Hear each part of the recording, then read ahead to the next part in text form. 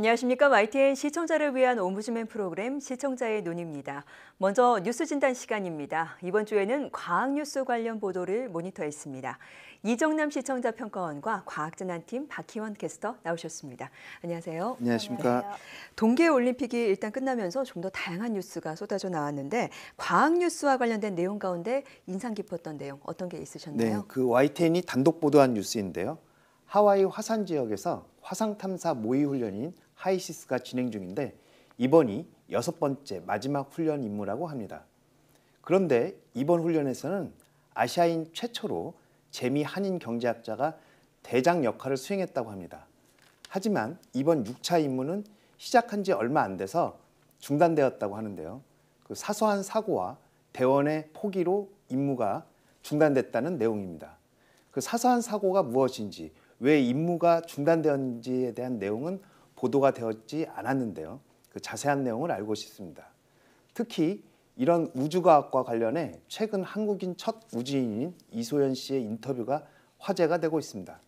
그 정부가 막대한 예산을 투입한 우주인 배출 사업이 실제로는 쇼와 비슷한 것이었고 그 증거로는 이후 이소연 씨의 경험을 활용할 수 있는 후속 사업이 전혀 없었다는 것입니다. 미국으로 건너가 결혼을 하고 대학에서 일을 하고 있는 이소연 씨는 우주인 사업으로 만들어진 상품이었다는 작심 발언을 했는데요. 그 내용이 다뤄지지 않아 많이 아쉬웠습니다. 네. 화성 탐사 마지막 모의 훈련이 불발됐다는 내용, 그리고 우리나라 첫 우주인 이소연 씨가 제기한 우주과학 사업 논란에 대해서 꼽으셨는데 과학재난팀에서 파악하고 있는 그 내막은 뭔가요? 네, 먼저 한국인 경제학자가 대장을 맡아서 화제가 된 화성 탐사 모의 훈련이 대원의 하차로 취소됐다는 소식입니다. 하이시스라는 이 실험은 미 항공우주국 나사의 지원으로 화성과 같은 환경에서 외부와 고립된 채 생활하는 우주인의 심리와 생활 변화를 확인하는 목적으로 진행됩니다. 2013년부터 6차례가 진행됐고요. 이번이 6회 마지막 미션이었습니다. 그런데 지난달 15일 훈련이 시작된 지 12일 만에 훈련이 취소됐습니다. 6기 팀은 애초에 8개월간 하와이 마우나루아 화산 중턱에 마련된 기지에서 생활할 예정이었는데요. 하지만 지난 2월 19일 아침 가벼운 안전사고가 나면서 미션 6가 난관에 봉착했습니다. 사고를 당한 대원은 진단을 위해 곧바로 하와이 힐로 병원을 찾았고요. 진단 결과 별 이상 없이 퇴원을 했다고 합니다. 나사와 하와이대는 가벼운 안전사고이긴 하지만 이 일을 계기로 다시 철저한 안전점검을 진행하기로 했고요. 점검이 끝나는 대로 하이시스 미션 6를 재개할 계획이었는데요. 그런데 이때 또 다른 대원이 이유는 밝히지 않았지만 자발적으로 임무에서 하차했습니다. 이번 임무에 참여한 대원이 모두 4명이었는데 나머지 3명만으로는 임무를 수행할 수 없다고 판단한 하와이대는 결국 6기 팀의 임무 취소를 결정했습니다. 6기 팀의 경우 대장으로 한국인인 한석진 텍사스대 경제학과 교수가 뽑힌 데다 3명의 대원이 모두 비미국인으로 선정돼서 관심을 모았었습니다. 미국 하와이대는 2월 26일 홈페이지를 통해서 3명만으로 하이시스 미션 6를 진행하는 것은 불가능하다며 기지의 안전점검을 충분히 마친 뒤 다음 미션인 하이시스 미션 7 지원자 신청을 받을 계획이라고 밝혔습니다. 한편 한 교수는 하이시스 참가를 위해 재직 중이던 미국 텍사스대에 휴직을 신청해둔 상태였는데요. 한 교수는 나사와 하와이대는 제가 다시 미션 7에 지원하길 바라고 있지만 아직 결정을 내리지 못했다며 일단 이번 여름까지 다른 대학에 방문 교수를 하는 등 다양한 계획을 고려하고 있다고 말했습니다. 또 이소연 씨는 한국인 최초의 우주인 배출 사업으로 탄생한 1호의 우주인인데요. 지금은 미국에서 거주하고 있는 이소연 씨가 10년 전 정부의 우주 프로젝트에 대해 입을 열었습니다. 이소연 씨는 최근 출간한 과학 비평 잡지의 인터뷰를 통해서 과거 우주 비행 전후로 자신이 겪었던 일화를 공개했습니다. 지난 2008년 4월 러시아 우주선을 타고 열흘간 국제 우주 정거장에서 실험을 한 뒤 귀환했습니다. 당시에도 이 수백억 원의 돈을 쓴 호화 우주 여행이라는 비판이 있었습니다. 그런데 이소연 씨가 그 부분에 대해서 자신의 입장을 밝혔습니다. 당시 정부가 우주인 후속 사업에 대한 의지가 없었다는 사실을 알고 허망함을 느끼는 등 우주 비행 전후로 여러 어려움을 겪었다고 토로를 했습니다. 교육과학기술부 담당자에게 우주에서의 실험을 계속해야 한다고 강조했지만 아무런 반응이 없었다고 말했고요. 정부가 우주인을 보낸다고 대국민적으로 홍보했지만 실제로는 우주인 배출 사업에 대한 의지가 없었다라며 과학 실험에 대한 본질적으로 모르는 이 사람들과 일했다는 사실을 깨닫고 허탈했다고 덧붙이기도 했습니다. 하지만 타 잡지와의 인터뷰로 진행된 점과 이소연 씨와의 직접 통화 그리고 당시 우주인 사업 담당자와의 접촉이 어려운 점 등으로 우리 YTN에서는 보도가 되지 않았습니다. 네, 그렇군요. 원인을 좀 더 깊이 들여다볼 과학 뉴스들이 참 많은 것 같습니다. 평가원님 과학 뉴스 보면서 또 어떤 생각하셨나요? 네, 이제 바둑에서 그 지난 인공지능과 바둑 그 알파고와 이세돌의 구단과의 세계의 대결을 모든 사람들이 많이 보았는데요. 네. 그 인공지능에 대한 관심이 폭발적으로 증가했습니다. 이 인공지능이 적용된 기술이 빠른 속도로 우리 생활에 파고들고 있는데요. 국내 대학병원에서 의료용 인공지능 왓슨을 이용해 병의 진단에 활용하고 또 최근에는 인공지능을 이용한 스마트폰과 TV까지 등장했습니다. 그 YTN에서도 신입사원 채용에 사용할 수 있는 인공지능 면접관에 대한 내용을 보도했는데요. 그 인공지능 기술이 빠르게 발전하고 있지만 그에 대한 부작용과 위험성에 대한 경고의 목소리도 있습니다. 우선 기존에 인간이 수행하던 일을 인공지능이 대체하면서 일자리가 줄어드는 문제가 있고요. 그 먼 훗날의 이야기였지만 공상과학 영화에서 보듯 인공지능의 폭발적인 진화가 인류 생존에 위협할 것이라는 주장도 만만치 않게 제기되고 있습니다. 그 장점 외에도 단점에 대한 보도도 꾸준히 전해야 한다고 생각하는데요. 이 부분에 대해서 어떻게 생각하시는지 궁금합니다. 네, 요즘 화두 중에 하나가 4차 산업 가운데 핵심 가운데 하나인 인공지능 빼놓을 수 없을 텐데요. 이것과 관련된 뉴스들, 보도들 많이 나오고 있죠? 네, 이번에 이 사이언스 TV에서 이 취재를 했습니다. 인공지능 채용 면접관에 관해서였는데요. 그동안에는 서류 전형에서 활용한 적이 있었지만 사람과 사람이 마주 앉아 이뤄지기까지는 이 인공지능이 처음 국내에서 등장했다는 내용이었습니다. 컴퓨터 화면을 보고 지원자가 면접을 시작하면 인공지능이 다양한 질문을 던지고요. 그 사이 지원자의 표정과 말투를 모니터 위에 부착된 카메라를 통해서 실시간으로 분석하는 기술입니다. 이렇게 하면 지원자의 위기 관리 능력과 공감 능력을 정교하게 분석할 수 있다고 하는데요.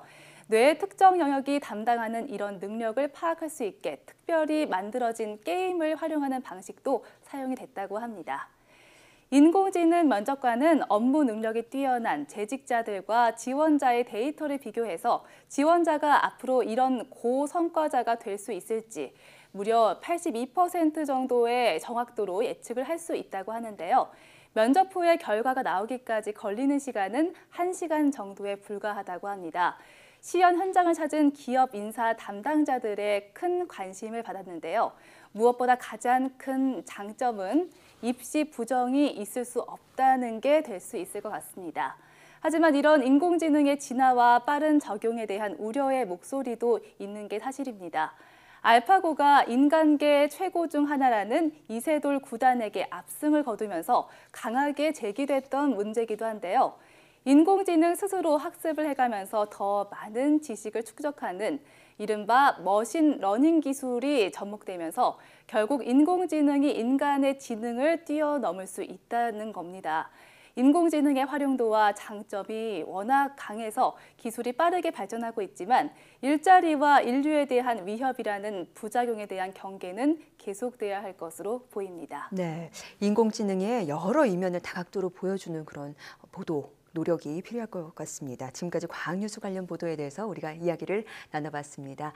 이정남 시청자평가원, 과학재난팀 박희원 캐스터였습니다. 두 분 말씀 감사합니다.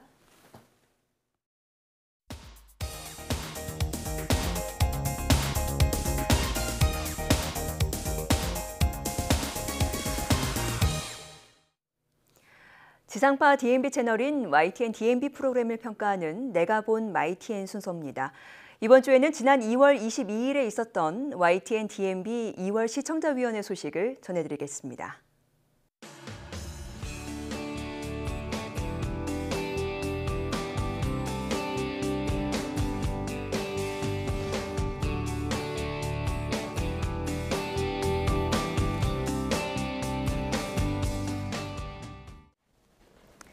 이번 프로그램은 영상미가 단연 돋보이는 프로그램이었던 것 같습니다. 그래서 계절대별, 그다음에 시간별로 시시각각 변하는 아름다운 영상을 보여주었고, 그다음에 그런 어떤 시각적인 구도, 화면의 구도도 너무 좋아서 마치 매 장면 하나의 작품을 보는 듯 너무나 영상미가 아름다운 그런 프로그램이었다고 생각을 합니다. 그다음에 나레이션 같은 경우도 그 묘사가 상당히 문학적으로 표현을 너무나 잘 하면서 풀어냈기 때문에 마치 그거를 프로그램을 보고 있는 내내 한 편의 어떤 기행 에세이를 듣는 듯한 그런 아주 좋은 그런 프로그램을 볼 수 있었습니다.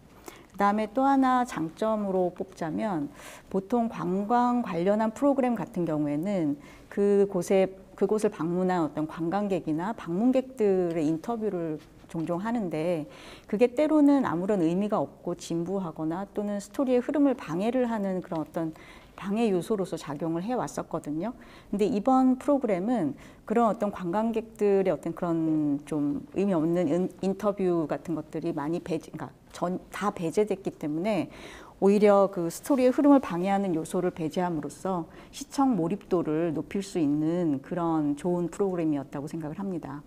그렇지만 한편으로는 그 여러 편들이 내용이나 소재 같은 것들이 많이 중복되는 듯한 인상을 받았습니다.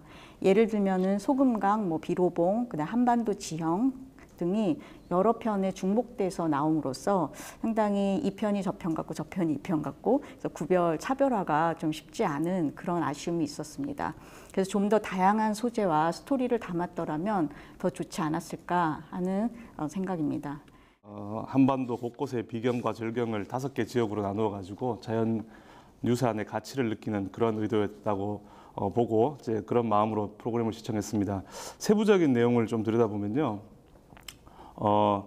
무엇을 전달하고자 할까라는 부분들도 있었었고요. 특히 이런 부분들은 경상도 부분 첫 번째 부분을 보니까 한 3, 4분 정도가 지리산에 대한 부분들이 할애가 되어 있는데 정말 노멀한 내용이었어요. 일출, 그리고 등산객들이 올라가서 있었고, 나레이션도 크게 정보를 전달하고자 하는 내용들도 없었던 것 같고요. 그래서 좀 진부한 내용들이 좀 있었다라고 생각이 되고, 하지만 또 세부적으로 보면 몰랐던 부분들을 많이 알게 하는, 지식을 전달하는 역할도 많이 했다고 생각이 되고요. 특히 저 같은 경우에 통영 부분에서 그 미륵산에서 바라본 통영의 풍경이 그렇게 아름다운지 진짜 저도 처음 보았던 내용이고요. 집이 가까이 있지만, 그리고 비진도라는 이름도 무수히 많이 들어봤지만 2개의 섬이 연결되어 있다는 거 전혀 처음 듣는 사실이었고, 참 이 지리적인 그 지식의 얕음을 또 많이 깨달은 부분들도 많았습니다.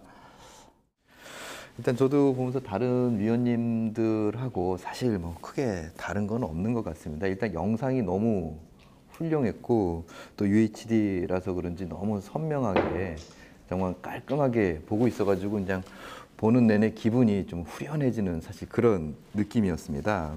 그래서 정말 아까 그 다른 위원님들 말씀하신 것처럼 우리나라에도 이런 절경들이 많이 있구나 하는 거를 느끼고 한번 진짜 가보고 싶은 생각이 그런 느낌이 들었는데요.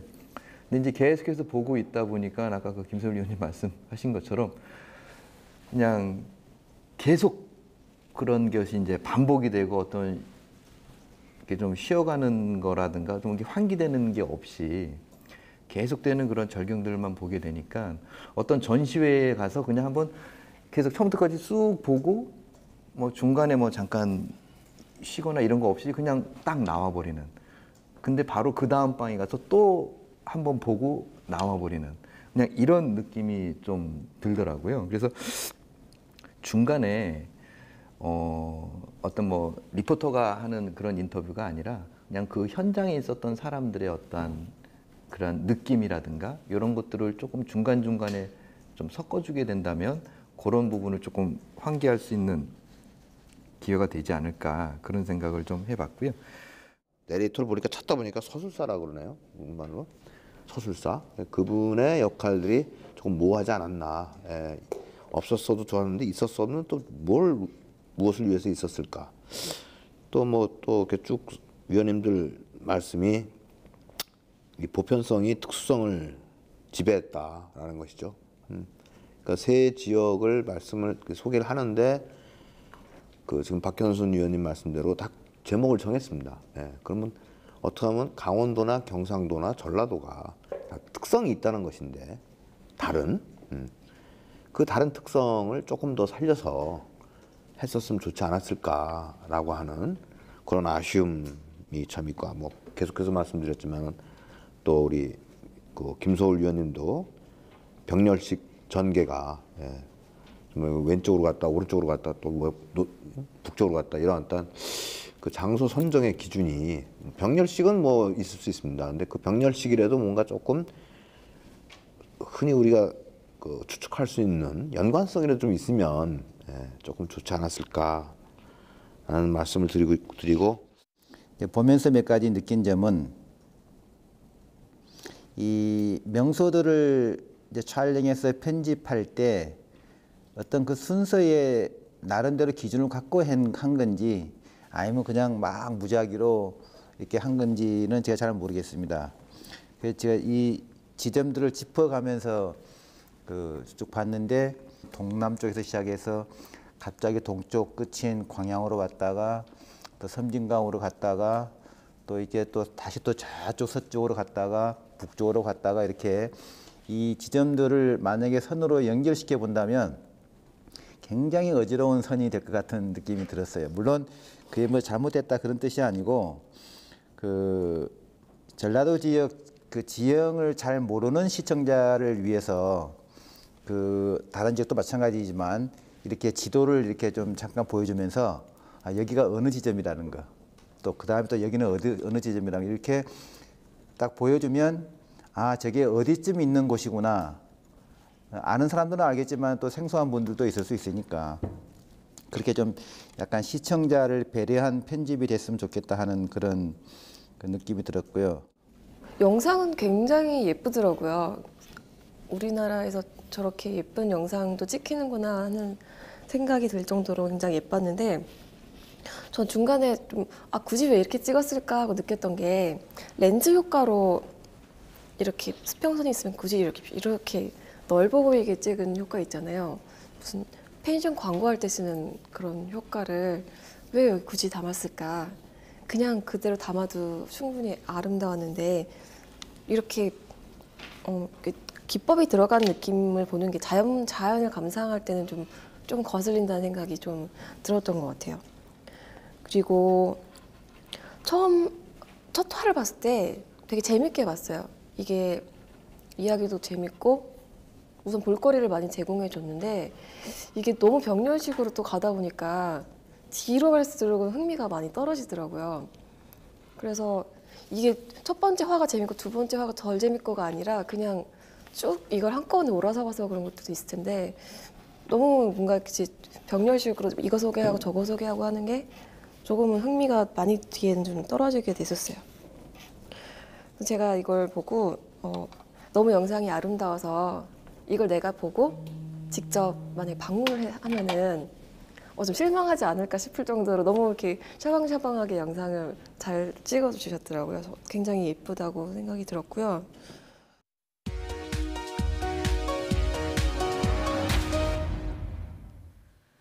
이번 순서는 시청자들의 지적사항을 정리한 모니터 보고 시간입니다. YTN 뉴스를 시청하다 보면 기사 내용과 관계없는 자료 화면이 방송되는 오류가 종종 나타나는데 시청자들은 좀 더 세심한 주의를 당부했습니다.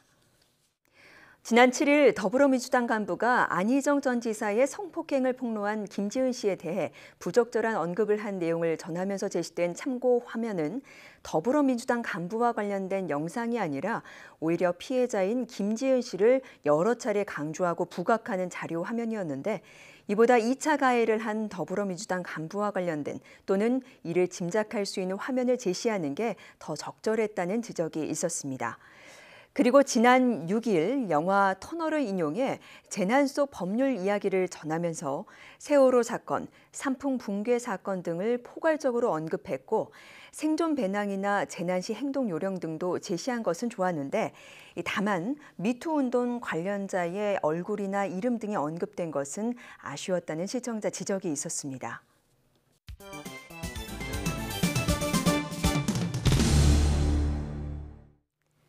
언론 전문가로부터 우리 언론의 문제점과 발전 방향 등을 들어보는 매체 비평 시간입니다. 오늘은 정대철 한양대 교수로부터 뉴스의 성폭력 보도에 대한 문제점이라는 주제의 논평을 들어보겠습니다. 요즘 우리 사회는 진통을 겪고 있습니다. 대형 사건에 이어 성폭력에 관한 보도가 끊임없이 다뤄지기 때문입니다. 대부분 입에 올리기조차 꺼리고 있지만 관심이 없는 것은 아닙니다. 여러 분야에서 고구마 줄기처럼 솟아오르는 이런 문제를 보고 듣는 시청자의 입장에서는 창피하고 부끄럽고 어이없는 사건으로 얼룩진 우리 사회를 한탄하고 있습니다. 그러면서 그 책임에 대한 소재가 분명하지 않기 때문에 어안이 벙벙할 때도 있습니다. 대개 초기 보도로 관심을 끌어들이고 보도가 진행되면서 전후 사실들이 밝혀지는 과정으로 가기 때문입니다. 미디어에서도 취재하기가 쉽지는 않다는 어려운 점은 있지만 뉴스로서 관심을 받는 아이템이 되고 있습니다. 일부의 소행이 아니라 전 분야에 걸쳐서 릴레이식으로 확산되고 있는 그야말로 뜨거운 아이템으로 폭탄을 떨어뜨리는 것과 같습니다. 그래서 방송학회에서도 성폭력 보도에 대한 긴급 심포지엄을 기획하고 있을 정도입니다. 성 문제와 관련된 보도에 대한 문제점을 찾아보자는 것입니다. 가해자나 피해자를 떠나 사회적인 문제가 되었습니다. 발빠르게 여성가족부는 입법 추진을 발표하고 해결 방안을 제시하지만 뚜렷한 성과를 기대하기는 아직 이른 것으로 보고 있습니다. 사후 약방문처럼 이제야 나서는 정부나 인권단체의 태도도 문제가 없는 것은 아닙니다. 성폭력은 어제 오늘의 일이 아닙니다.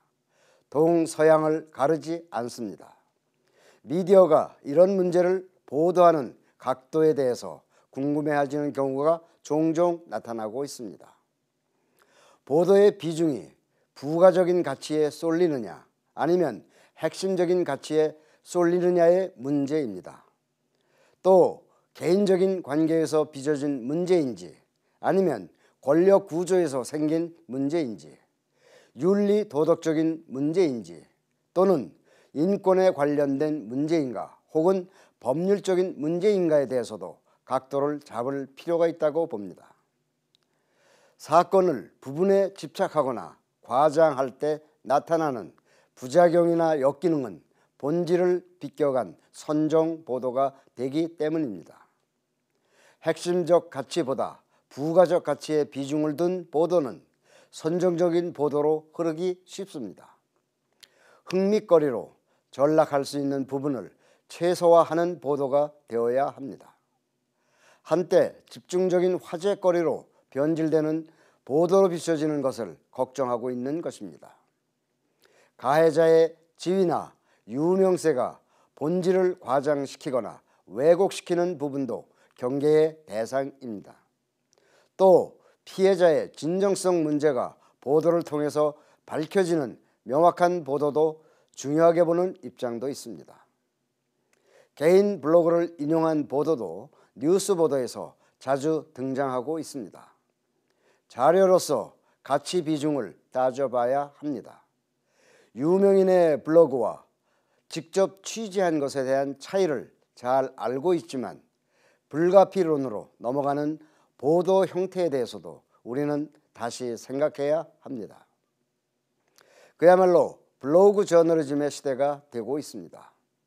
뉴스에 자주 등장하는 개인 블로그가 공식적인 의견으로 자리 잡는 형식에 대해서도 의문을 제기하고 있습니다.